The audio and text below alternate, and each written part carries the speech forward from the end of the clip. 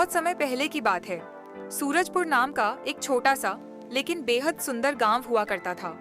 उसी गांव में एक लकड़हारा रहता था जिसका नाम मोहन था। मोहन बहुत ही ईमानदार और मेहनती इंसान था। वह अपने काम से हमेशा खुश रहता था। उसके पास ज्यादा पैसे नहीं थे, लेकिन वह अपनी जिंदगी से संतुष्ट था। मोहन के परिवार में उसकी पत्नी किरण और उसके 2 बच्चे थे। मोहन गांव के एक बड़े लकड़ी व्यापारी सेठ भवानी दास के यहाँ लकड़ी काटने का काम करता था। लकड़ी काटने के बदले सेठ भवानी दास मोहन को पैसे देता था, जिससे उसके परिवार का गुजारा होता था। एक सुबह मोहन काम पर जाने लगा तो उसकी पत्नी ने कहा, सुनिए, आप काम पर जा रहे हैं। आज देर हो रही है तो बच्चों को स्कूल में छोड़ आऊंगी। ठीक है।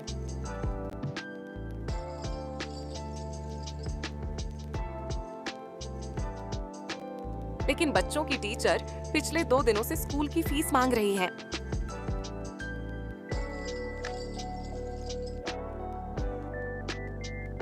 तो जाकर फीस दे देना। किरण थोड़ा परेशान होकर बोली, कहाँ से दूं? आपकी कमाई में मुश्किल से घर चलता है। बच्चों की फीस का इंतजाम कैसे होगा? फिर उसने साफ साफ कहा, आप सेठ भवानी दास से पगार बढ़ाने की बात कीजिए। दिन पर दिन खर्च बढ़ता जा रहा है। सब्जी के दाम आसमान छू रहे हैं। बच्चों की पढ़ाई और घर का खर्च, सब कुछ इसी तनख्वाह में कैसे होगा? मोहन ने गहरी सांस लेते हुए कहा,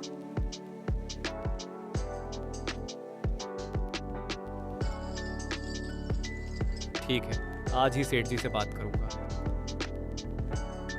इतना कहकर मोहन काम पर निकल गया। काम पर पहुंचे तो बाकी लकड़हारे आपस में बातें कर रहे थे। आज पगार का दिन है, देखना सेठ भवानी दास फिर कोई बहाना बनाएगा। पिछली बार तो आधी पगार काट ली थी, उधार का ब्याज बढ़ने का बहाना बनाकर। मेरी बेटी बीमार थी, बस 2 दिन छुट्टी ली थी और सेठ ने उसी बात का फायदा उठाकर आधी तनख्वाह काट ली। सब लोग भगवान से यही दुआ कर रहे थे कि इस बार पूरी पगार मिल जाए, क्योंकि घर खर्च और बच्चों की फीस देनी थी। काम खत्म होने के बाद सब लकड़हारे सेठ भवानी दास के पास पहुँचे।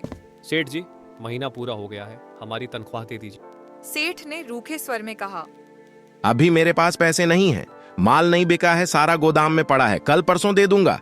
लकड़हारों ने हाथ जोड़कर कहा।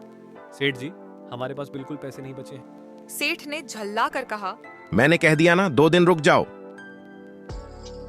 निराश होकर सब अपने अपने घर लौट आए। घर पहुंचकर किरण ने पूछा, आज कितनी पगार मिली? आज कुछ नहीं मिला, सेठ ने कहा है 2 दिन में देंगे। किरण घबरा गई। कल बच्चों की फीस नहीं दी तो उन्हें स्कूल से निकाल देंगे। अब इंतजार के सिवा कोई रास्ता नहीं। 2 दिन बाद सेठ ने सबको पगार दी, लेकिन पूरी नहीं। एक लकड़हारे को कम पैसे दिए गए, दूसरे को आराम का बहाना बनाकर काट दिए गए। मोहन को भी पूरे पैसे नहीं मिले। सेठ जी, मेरी पूरी पगार बंद। बाजार में लकड़ी सस्ती हो गई है, इसलिए कम मिलेंगे। लेना है तो लो, वरना कहीं और काम ढूंढ लो। मजबूरी में मोहन पैसे लेकर चुपचाप घर आ गया। इतने कम पैसों में घर कैसे चलेगा? पहले बच्चों की फीस भर दो, बाकी मैं कुछ सोचूंगा। फिर मोहन ने फैसला किया कि वह सेठ के यहाँ काम करने के बाद कोई और काम ढूंढेगा। उसी दिन वह काम की तलाश में गांव-गांव घूमता रहा, लेकिन कहीं काम नहीं मिला। थक हार कर लौटते समय अचानक भैंसों का एक झुंड उसकी ओर दौड़ पड़ा। डर के मारे मोहन पास की एक गुफा में छिप गया। भैंसें निकल गईं, तो उसने राहत की सांस ली।